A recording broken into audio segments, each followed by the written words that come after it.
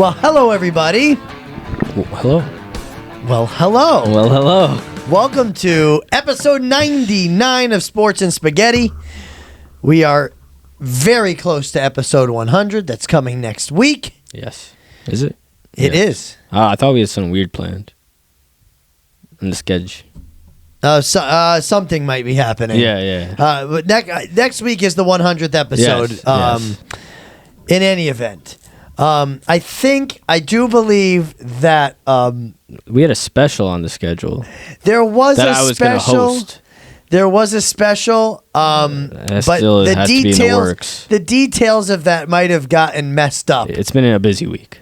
It's been a busy week and it's been a busy month. Oh, yeah. That is also a problem. Yes. It's been a busy month. Yes, that is a problem. Yeah. So stay tuned for that. Episode 100 is coming next week, one way or another. So we're very excited for that. And today we are going to be talking about a Brazilian classic, one that all of my students that are Brazilian eat regularly. And they were very specific in how they told me to make it. Before we get to that, let's get to something else my students love, and it's the Jolly Rancher Word of the Week. More than ever this week. A lot of YouTube views this week. It was nice to see. And For anyone that doesn't know, like our locality, but we live in like the Brazilian capital of the U.S., essentially. we do. So we do. And that is why we're doing this. yes. I don't know It was an easy choice. Yes. Yes, it was going to be Anthony's birthday meal. Yes, it was. Happy birthday, Anthony. Happy early birthday, Ant. Yes. He will be back next week. We have confirmed that piece of information. Well, for now.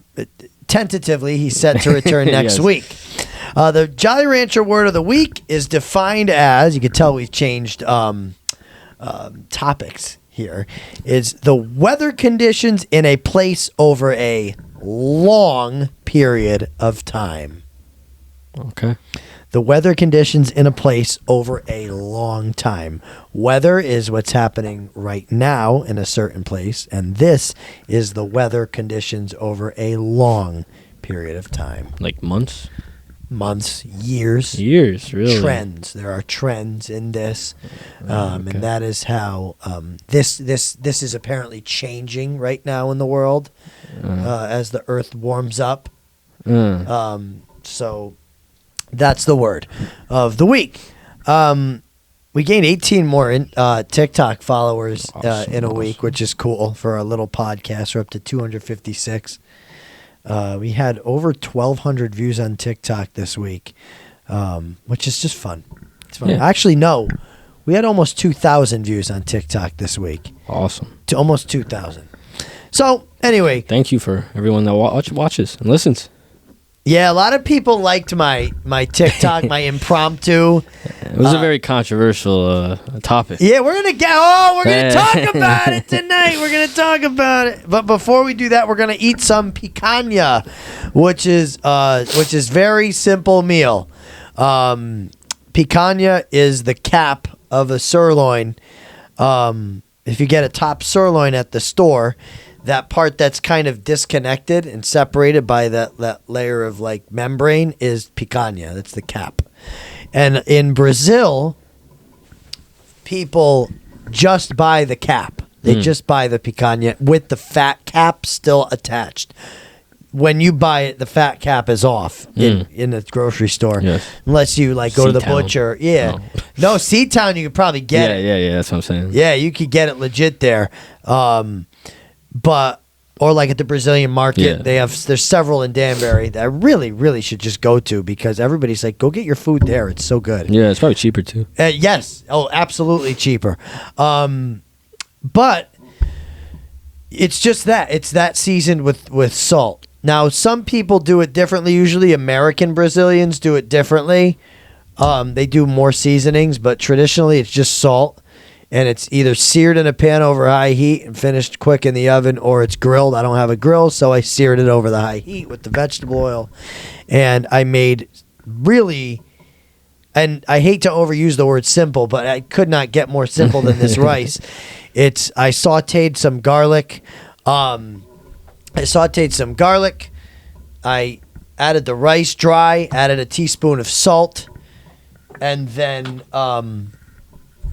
stirred that up, let it brown, like cook a little bit, and then I put the water in and cooked the rice. That's the dinner. Very well. Looks easy enough. That's the dinner. And we will not be eating this without Guaraná, which has the Brazil flag right on the can. I have never had this. There's a ton of sugar in it. But I'm going to do it for the culture. For the culture. For the culture. It has to be done this way.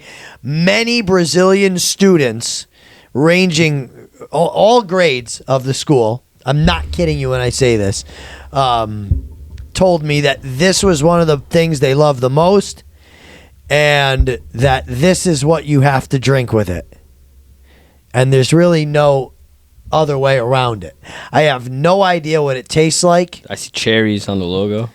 Maybe. Guaraná is a thing, though. Like it's guarana. Guarana, which is like used as an energy drink, but this is like guarana flavor. So it's like Coke, but guarana. It's its own flavor. Yeah, it's its own thing. Yeah. Right, Coke tastes like Coca-Cola. Exactly. You can't compare it to. Right, it doesn't taste like a food. It's not like orange soda, right? So this is just guarana. It's what they drink. I'm really excited to try it. And so we're going to pause, and we're going to try some picanha and the guarana. We'll be back. And we're back. We're going to try some picanha. Nick's already trying it. My phone's going off. Somebody's probably telling me the Islanders are losing. Whatever. We're going to try it. Really, Nikki's going to try it. I already tried it. Well, I cooked it. I'm a picker. But this guarana, let me taste this while he eats. Okay, see, that is... It doesn't taste like anything that I've ever tasted. That doesn't taste quite like anything I've ever had before. That is very interesting. Right? It's very different. It's very distinctive. It's almost like... it's almost Sprite-y. Almost. It isn't? Maybe like mellow yellowy. Jarritos-esque. Yeah, Jarritos. Yes. But, is that because there's cane sugar in it? Probably. Citric acid. Yes, there's sugar. It's not corn syrup. That's why it's got the Jarritos taste, because that's made with cane sugar as well. Yes. This is made with real sugar. So it has a real sweet taste, natural sweet taste. It doesn't have an artificial taste to it at all. Anyways, you know what it tastes like? It tastes like candy. Yeah. It tastes like a piece of hard candy. Yeah, it tastes like drinking candy. Yeah. Yeah. That's valid. It's very sugary. Very sweet, very sticky. Yeah. What'd you think of the steak and the rice? The steak was absolutely fantastic, brother. Very impressed. Very good. Yeah, really good. And I don't like rice, so... but I just don't really understand the hype of rice. It's just like... Well, first of all, it's really healthy. Second of all, I think it's delicious. It just doesn't taste like nothing, ever. I've never had rice that tastes like anything. It just like feels like I got little bugs in my mouth. Really? Yeah. Even this, because this has salt. I mean, I didn't have a big bite, but still, like, I don't know. You know what you would hate?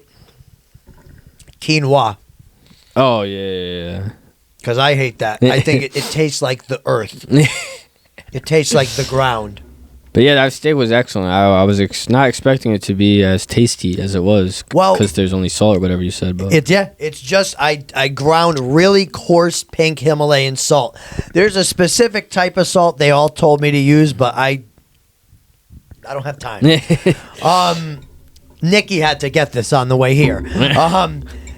So I used really coarse, almost whole pieces of pink Himalayan salt, and that's it. And the whole thing that the kids told me and that I looked up when I researched this dish, because it's remarkably easy to make Yeah. it simple. I made it with harden on my chest in the baby Bjorn. I'm not kidding. Like if I could do that, then that's easy. Yeah. Like I'm not gonna make a tomato sauce with it there. You know what I mean? The food that Brazilians eat is not meant to be spicy, and it's not meant to be over seasoned. Their food brings out the natural flavor Yeah. of the food. So when you bite into the steak, you're tasting real strong beef flavor. Yeah. It's nothing special. Yeah. It's just the naturally beefy flavor, which to somebody that likes rice, that a lot of them say to make rice and white beans, but I knew you weren't going to like the beans, and I'm not going to make you try something crazy, and I didn't want to make beans. Yeah. But it's supposed to bring out the natural flavors in the food, as opposed to maybe Hispanic cooking, which is filled with lots of spices, or Indian or even Italian Yeah. cooking, which is brings together lots of spices. This is actually the opposite, and you're just supposed to let the food take all the flavor. Yeah. And a lot of that is through salting, but Yeah, I quite like it. good. I will give it a solid 8.5. An 8.5. Yeah, I do like some appreciate steak. it. Yeah, the steak's really good. And I brought a few extra for you to have while we were talking, or take it home, or whatever. Yeah, I'll take it home because I already ate. It's good steak. Which, what I ate, there might be an appeal coming later, but such is life. Uh-oh. Hey, listen, I got a lot of people. We're going to go right into it. Nick's talking about an appeal. What? Go ahead. Go ahead. Well, first of all, I'd like to say the ZD appeal unfortunately did not go through. Right. There's an official ruling on that now. The appeal did not go through. As it turns out, there was some collusion, but it wasn't enough to overturn the decision. Yeah, there really was, and I didn't really tell. I be honest, I didn't tell the kids anything. Whoa, I saw a comment.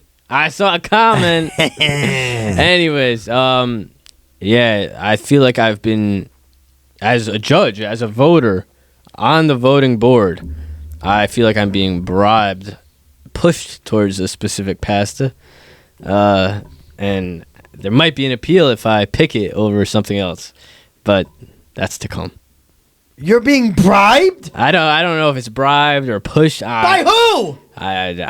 We'll get there. It better not be mom. I don't know, man. Uh-oh. Oh, dear. I gotta hear who's up against who. That's all I know. I actually randomized this. Okay. Okay? This is good. I mean, I promise you, I randomized good. it. I did not try to put something against something. Yeah. Because, to be fair, none of the 4 pastas that are left are ones that I would want to get rid of. Yeah, I agree. To be honest with you, it's going to be very difficult to pick, and I still haven't made a decision either way for either of the matchups. I don't even know the matchups. I love that. I love that. He's back to the roots, back to his true form. Has no idea what we're doing today. So, the 4 pastas that were left, I'll go from highest ranked originally to lowest. Medium shells, linguine, cavatappi, and 16. What were the seeds? Sorry, 3 seed medium shells, 6 seed linguine, 7th seed cavatappi, and 16th seed wheels. Wow. Okay, Wheels has made it to the Final Four, which is more than any other low-seeded teams. Spaghetti. No. In the real March Madness, could say. Oh, yeah. This is a true Cinderella run. This is. Even if they were to lose today, it's been a Cinderella run. It has. It brought a lot of It'd be 2 seed and a 1. And 1 seed. It's brought a lot of good talk about wheel pasta. You know, it's good press. You know, it is good press for the Wheels, and they deserve it. Well deserved. They're real gritty guys over there. So before I announce the matchups, let me tell you who won the social media bracket. I want to build a little suspense with this. This is a big one today. It is the Final Four. Yeah. Not the Final Four like last year. No. It's the Final Pastinal Four. That was a fail. But okay. The social media bracket. The votes are in. Okay. And we have a very interesting situation at the end of this. Okay. So let's start from the top. It was the 1-seed Spaghetti for you, the listeners and viewers, against 12 Rotini. By a score of 20-11, Spaghetti advances to the Final Four. As it does. Spaghetti has that ability. It does. I mean, it really reminds me of Purdue that one year when they probably should have won it. They had Edie in his prime. Yes. And they got out by 16. That's what happened in our bracket. But they're living the other life of Purdue. You bet. Yeah, they're living a double life. Making it in one and losing in the other. The number 2 Penne versus the number 3 Medium Shells. By 15 votes to 10, Penne takes it. Wow. I think that's terrible. Yeah, I'm going to have to terribly disagree with the viewers there. Penne is so mid. Very middling. Yeah, but it's not our bracket. Yeah, it really isn't. I like that. It's completely not up to me. Yeah. I mean, I vote in it. Me too. Yeah. But our votes did not determine this whatsoever. No, it did not. The number 4 Rigatoni versus the number 6 Linguini by a score of 13-8. Rigatoni advances. They disagreed with how we voted. Completely. We don't have any of their Final Four. Yeah. Yet. And then the 7-8 Cavatappi versus Fettuccine. Nick. What's up? 11-11. A tie. A tie. You're lying. A tie. So what are we doing? What we are going to do is this. Sunday, which is after you'll watch and listen to this. Yes. Sunday into Monday, we will host a 24-hour re-vote. Okay. Between Cavatappi and Fettuccine. Sunday into Monday. And the winner of that, unless it's a tie again, will go on to play one of Spaghetti, Penne, or Rigatoni in the Final Four. That's fair. Right? That's fair. I agree. A tie. So we need the listeners to push the vote, right, the post out there if they want their pasta to go through. It's going to be the only one you're voting for this weekend. Yeah. Because after that, then I will do the other 2 matchups on Tuesday and Tuesday. I'll do them both. Yeah. And so it's a big deal. We need more than 22 votes. And I know you, the viewers, will more than do that. I have 86 students of my own, so there you go. You know what else we can do? You can do polls on YouTube as well. Oh. Should probably throw one up there. Let's do it. Right? That's a big deal. So, let's take care of our own business inside of here. Yes. Big business. That's right. We have to settle it here, whether we beat each other up or something. We're going to have the finals decided right here. We have the first matchup in the Final Four. Number 16 Wheels versus number 6 Linguini. Very well. And number 3 Medium Shells versus number 7 Cavatappi. Unbelievable. Unbelievable. I'm upset. Why? These are like the 2 matchups I didn't want. It's tough. It is tough. Because out of these 4, my 2 favorite are duking it out already. Yeah. I'd say. Yeah, for sure. I'd say that. It's going to be a big problem. That is a problem. All right. 16 versus 6. Wheels. Can Wheels go to the finals? Nick. Hello. Would you like to go first or would you like me to go first? I suppose I can go first. Wheels versus Linguini. Oh, my goodness. Okay, so I was actually thinking about what if this is the matchup, what will I pick? Because I really do want to pick Wheels. Like, really. I really, really want to pick Wheels. I really haven't decided yet. Wheels are really good. My issue with Wheels right now is that I haven't had Wheels in a long time. Okay? I'm not a Wheels fanatic. You know, I'm just kind of rooting for the underdog right here. because I like wheels. They're underrated. They're fun. And like old me wouldn't have picked linguine. And this is what I was saying about an appeal, right? I've been fed linguine the past 2 nights.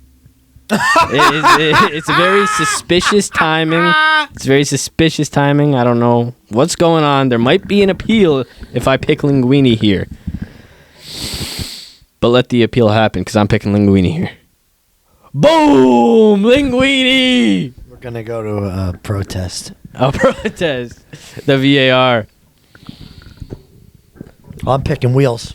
Oh, my days. Chris, come on. No. Listen, I love the underdog as much as you, man. But let's be real here.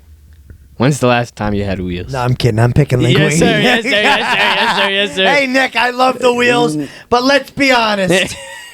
All right?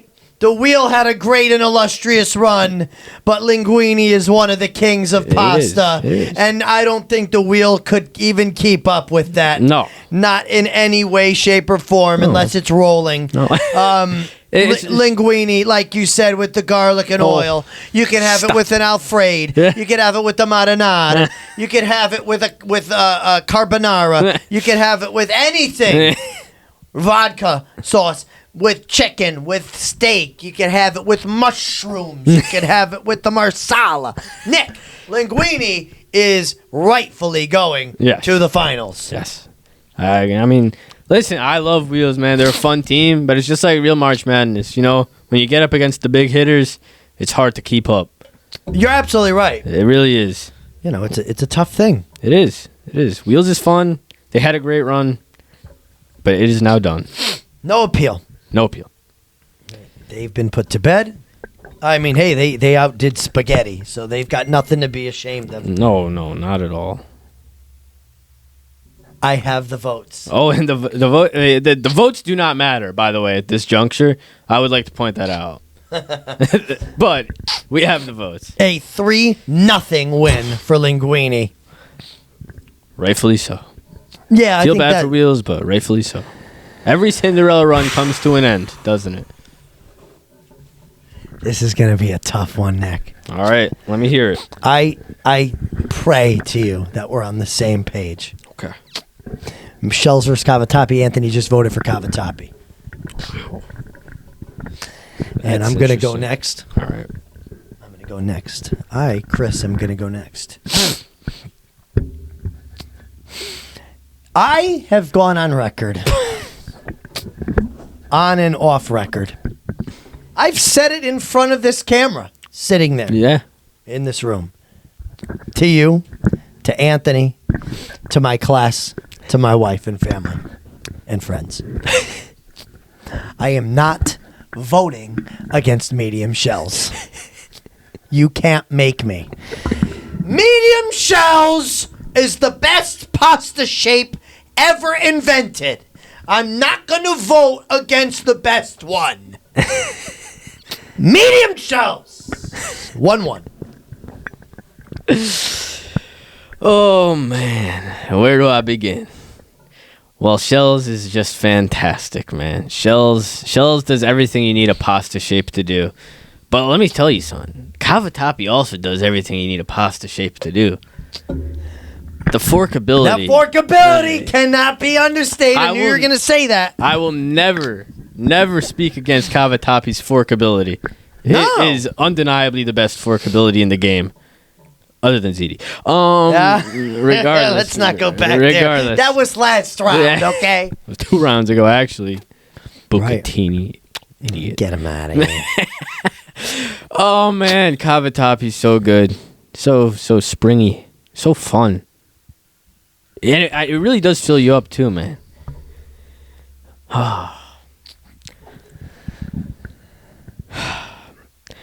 Nothing in this world. Nothing in this world hits like a bowl of pasta in front of you. Forget about the rice. A bowl of pasta in front of you. And you look down in that bowl and you see something.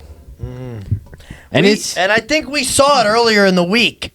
I think we did. We may have. We saw it in Sabrina's bowl. You see something in a bowl, and it's something within another something. Within maybe another something. A pocket, if you will. A pocket. With a pocket of sauce.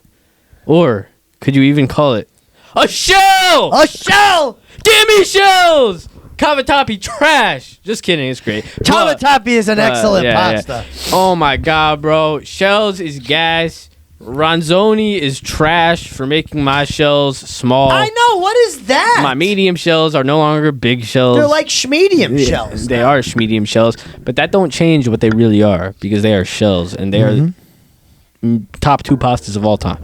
Easily. And so there it is. Medium shells will face linguine in the finals. Nick, good luck picking one. Yeah. It's the 3 versus the 6. Yeah, I mean, I had both of these this past week. 3 same. Yeah.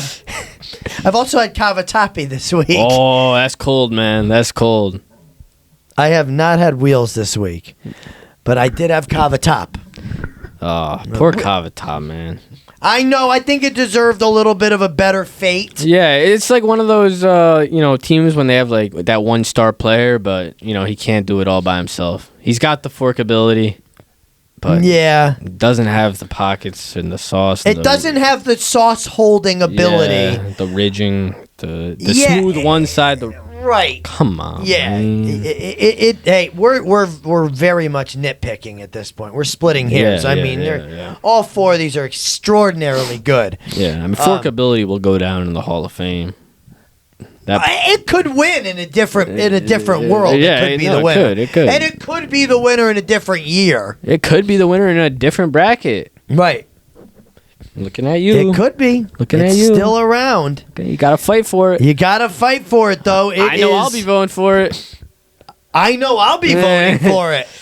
So there's 2 right there for Cavatap. So we're gonna see about that. But we have medium shells versus linguine in the finals for Starch Madness 2025. How exciting is that? That's awesome.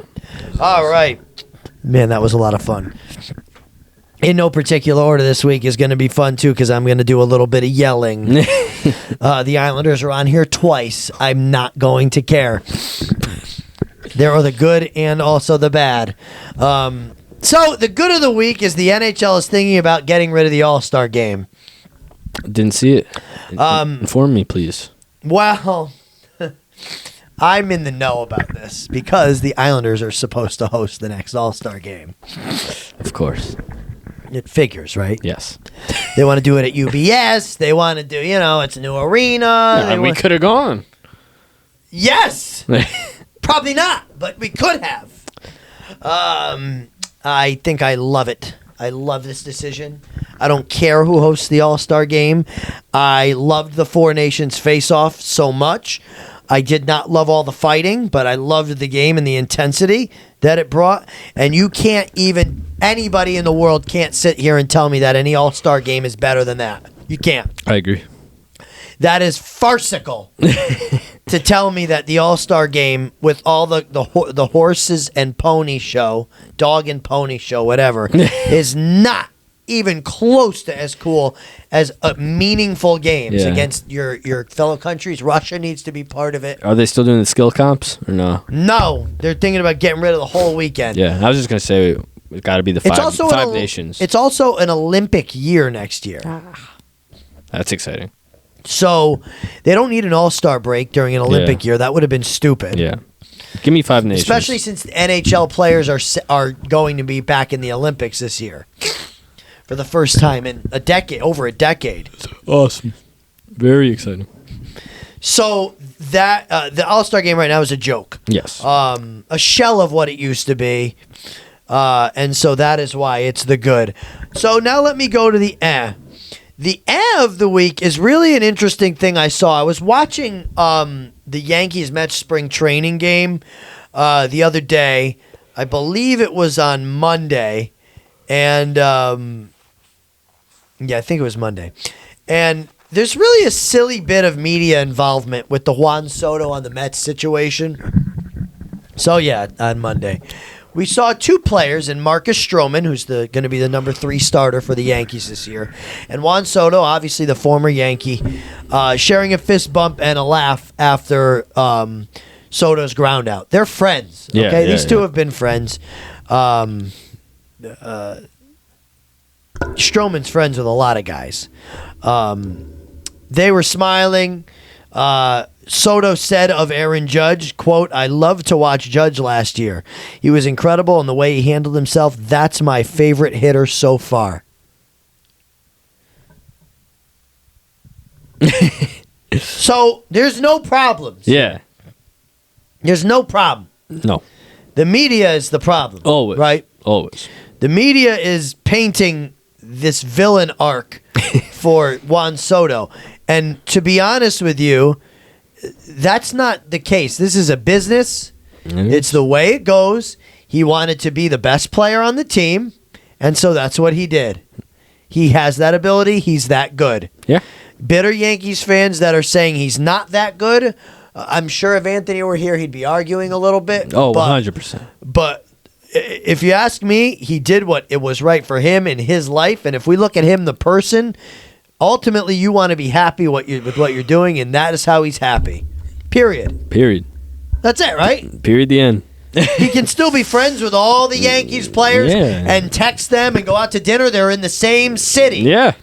They're in the same place. He didn't even have to move. Bro, Yankees fans are so insecure about not being the best team in New York.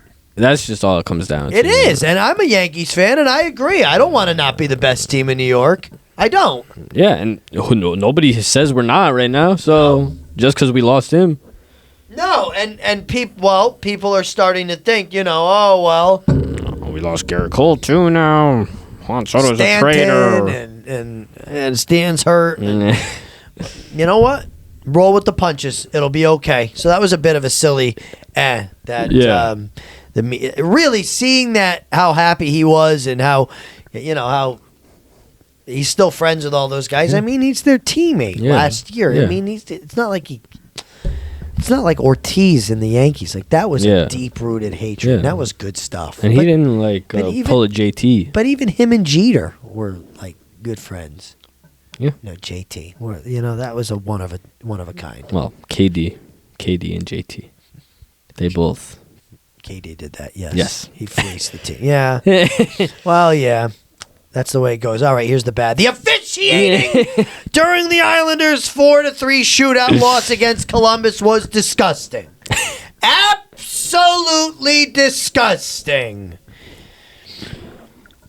I'm going to talk. Okay. How a call gets blown like this by refs and by the league is absolutely ridiculous. Kyle Palmieri deflected a puck in and was shoved by goaltender Elvis Merzlikins with his blocker. His skate was in the red paint before the goal crease, okay? His rear end was in the crease, all right? Yes. His butt was in the crease. I'm not saying slightly.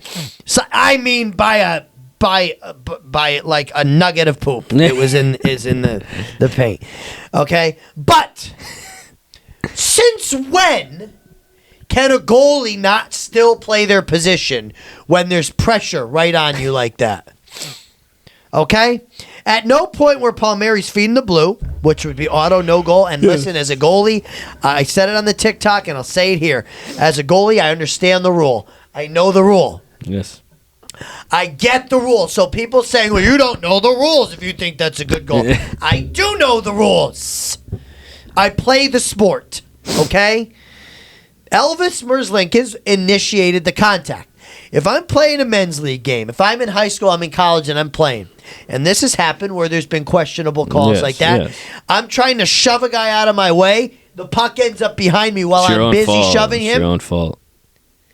The referee's calling that a goal. Yeah. Sorry. Every single time the ref is calling a goal. And if I complain, which I would have. Yes. If I'm shoving someone that's in the crease out of the way. He was in the crease. I couldn't play much. Why weren't your eyes on the puck? Okay? It's true. So, Merzlikins shoved him with his blocker, which left the paint. Not only that, but he had 1.4 seconds to reset. which doesn't sound like a lot, but that's enough to go like that. Yeah. Okay? Again, I play goalie. I can say this. I'm not just talking out of my butt. The referee, Palmieri was able to back up about 5 feet in that time and deflect the puck to the glove side of Merzlikins. He waved at it with his blocker across his body. So the problem I have with this, right, is that the referee waved it off immediately. Yeah. He couldn't Like wait. before, but before it was like even in the back of the net. Could not wait to wave it off with 10 seconds left. Kyle Palmieri let the media know. I cannot repeat what he said. He said it was effing embarrassing. And Patrick Waugh said if they don't feel confident in Toronto making the right call, then we don't need Toronto. The league just wants Montreal to make the playoffs, and it's so evident. And even Canadians fans who watch that and Blue Jackets fans on the comments were like, really? We'll take it. But that's a goal. Yeah. When the goalie does not look angry when the puck goes in, that's how you know. Yeah. When the goalie's looking at the ref like, what? That's when you know. He was not angry, because when a goalie gets interfered with, like I said, I've done it. They're skating right up to the ref. I'm waving it off. Yeah, I'm going like this. Yeah. The puck's in, I'm like, no! No! Or if he bats it, no! Yeah. Immediately, I'm playing the referee. So, that bothers me. I'd like to point out two things, Go ahead. actually. Number one, I said this to you on text, but it's crazy that, like, I think the biggest thing about this to me, like, whatever, even if he was in the blue for, like, an inch, whatever, how many times does this happen every game, every night, that a player's, like, that much in the crease or whatever, and it doesn't result in a goal? It's not called goalie interference. Right. Why not? Because it's not. It's Right. literally not. Right. They wanted to wave that goal off. Yeah. Second thing, though, however, you guys still could have won. It didn't lose you the game. No, it did not. And I will hold them accountable for losing. Okay? I did tell Melissa as soon as that got waved off, I said, we're losing. Yeah. I mean, That's just the way it's it just goes. the Islanders' way. But you would think that after that, the team would come out with some fire Yes, in the next exactly, game yes. instead of being down 4-2 Yes. with 4 or minutes maybe left. in overtime come out with, we're angry, let's get this. Right? We should be winning this game. We're going to go win it. We need to win this game. This is our game, right? Yeah. But no. No. And that's why they're where they are in the standings. We can't Two have things it. can be true. We cannot have it that way because they are 1 point out of a playoff spot and losing a game that they could win. Yes. So, this is just life. Such is life. Yes. Or they could have just been 20 points out of the playoffs, and Right. we would have been peaceful right now, actually. Right, I wouldn't have been mad about it. I would have said, who cares? It doesn't matter. Good thing we lost. Yeah. But now, of course, they're this close. I want them to make it because I'll be of course. disgusted if they don't now. Because then it's a waste of a season, realistically. Because then they're still in the mushy middle Yeah. and now have no playoff games. At Yep. least give me the playoff Yep. games. Give me No the 5 picks. games. All right. We're going to do baseball today. We're going to do a little baseball. Aye. We're going to talk about the men's national soccer team. Tiny little bit. Out the door. Take care. Brush your hair. All right, so the MLB Power Rankings were released by The Athletic. They were released by everybody, the preseason Power Rankings, but I use The Athletic because they had them on a nice chart, okay, that I hope you looked at. Yeah, I did. Yes, you better have. I did. You better have. And Your chart? at the Athletics Power Rankings. I did look at the power rankings. I Okay. didn't look at your chart. No, I just copied and Oh, pasted okay. the I thought you chart. made your own chart.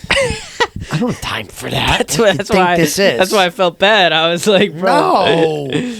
No. So Nikki and I are going to take a couple of points on this power rankings chart and talk about them. So the first one is more of a feeling thing that I have. And so the Colorado Rockies are ranked 29 out of 30 teams. The White Sox are 30th, which I completely agree with because that's a shambolic franchise, as you would say, Nick. I think the Rockies are a better team than 29th place in the Major League Baseball situation.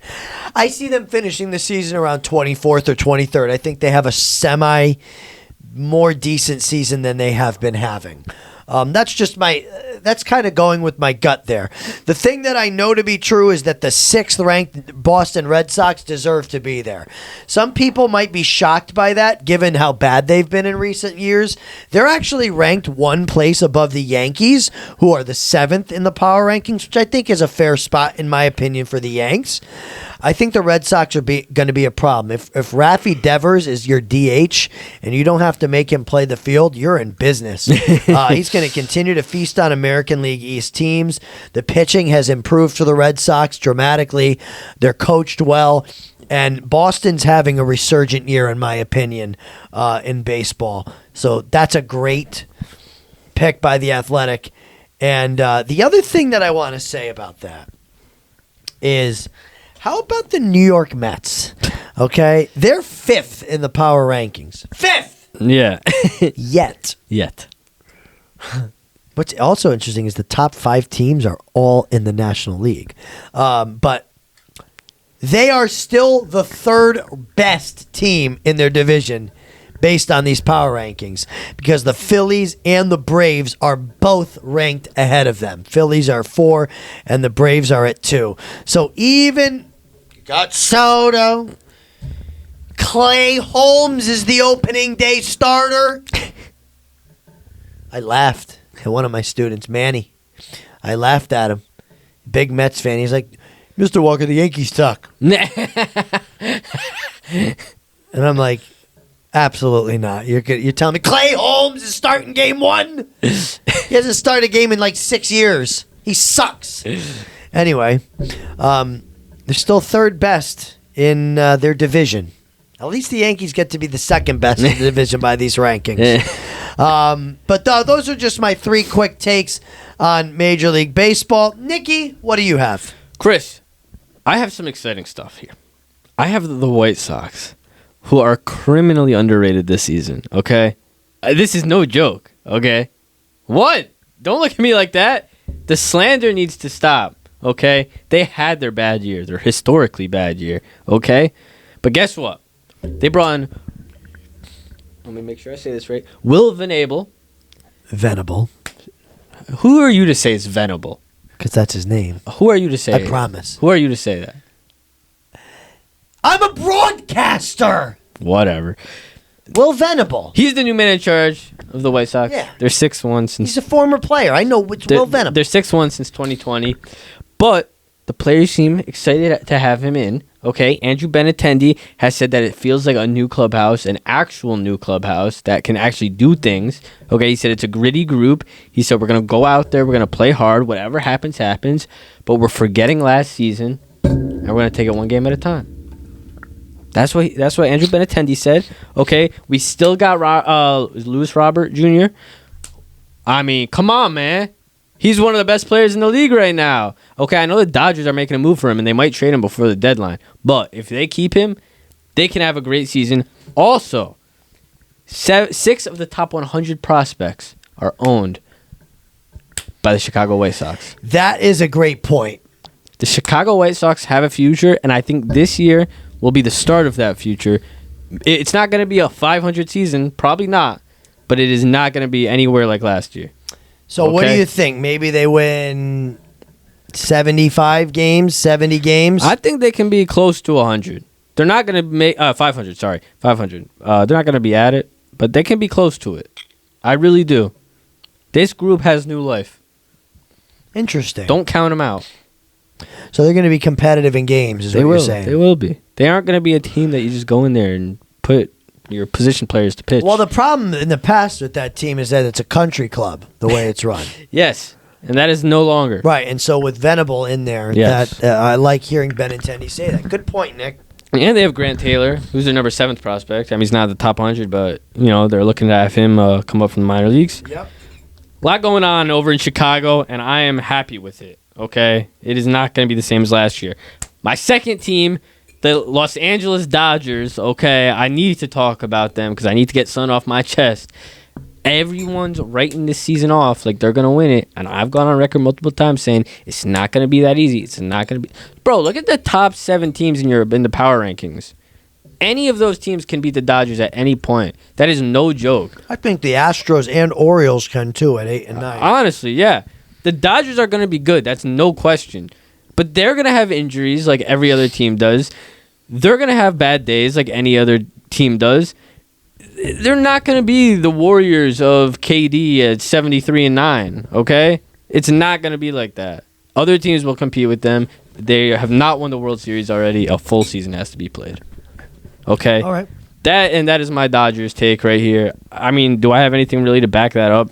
No, but look at the past seasons where, this is the favorite. This is the favorite. It also doesn't matter how they do in the regular season. Yeah.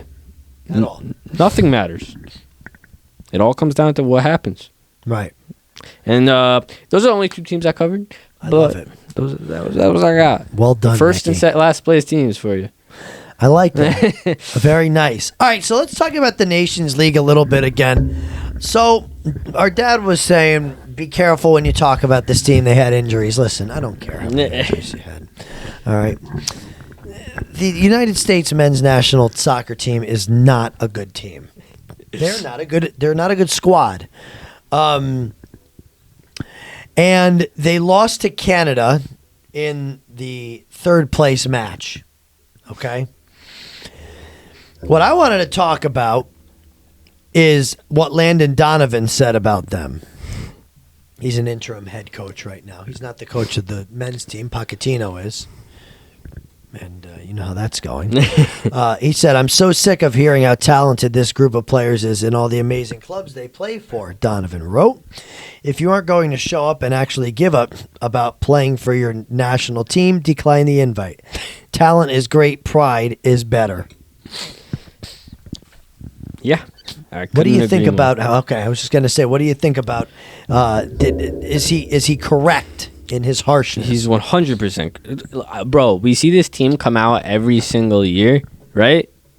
And always let down. It's just this mediocrity. It's always disappointment. Why is it disappointment? Because they play like they don't care.